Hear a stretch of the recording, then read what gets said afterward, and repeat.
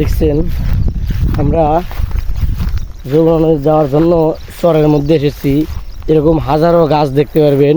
একে বলা এই গাছটার নাম হলো জল কাঠ গাছ। ঠিক আছে, এই গাছটার নাম হলো জল কাঠ গাছ। আপনারা যখন সাহাদপুর ভ্রমণ করতে আসবেন, কৃষি এজেন্সিতে ভ্রমণ করতে আসবেন, এরকম হাজার হাজার লক্ষ লক্ষ জল কাঠ গাছ পাবেন। আপনারা এসব জায়গায় অনেক সুন্দর ভিউ পাবেন। আপনারা আসবেন।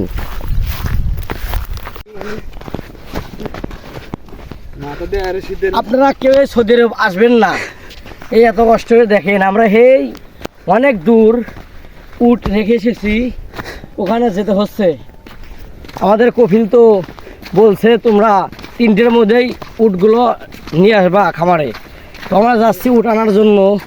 ওই যে 1.5 মাস হলো ইন্ডিয়ান বাংলাদেশি ভাই এসেছে, আমি ইন্ডিয়া থেকে এসেছি। আপনারা যেই সৌদি আরব আসেন এই মরুভূমির কাজে কেউ আসবেন না, ঠিক আছে? ওই বাঙালি বাবু দাদা ওর সাথে একটু কথা বলুন। দেখেন 1.5 মাস ধরে যে কী অভিজ্ঞতা। ভাই ওই ভাই সৌদি আরবে আইসেন না ভাই, দেখেন ভাই কি অবস্থা ভাই। হ্যাঁ, এই রোদের ভিতর খাটনি করে ভাই পোষায় না ভাই। তাও তো আমাদের দেশে সবাই দ্বারা কোনে এলাম রে।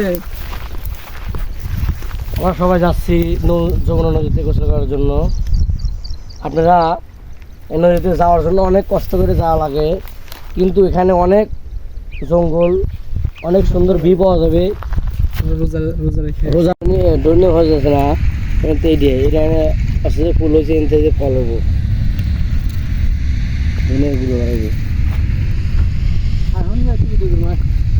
এই জায়গায় ধনী হয়েছে।